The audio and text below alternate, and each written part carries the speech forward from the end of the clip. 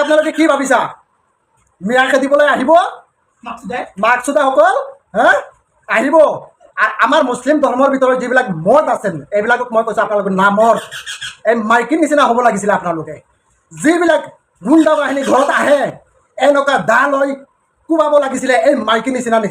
আৰু এই মাইকীক আমি চেলুট মাৰিছোঁ আমাৰ অসমৰ ভিতৰত যিমান মাইকী আছে চবক মই কৈছোঁ আপোনালোকে এনেকুৱা দা ওলাব আৰু যিবিলাক আতংকবাদী ঘৰত আহে মানুহৰ ঘৰত মিয়া খেদিবলৈ চব ফালি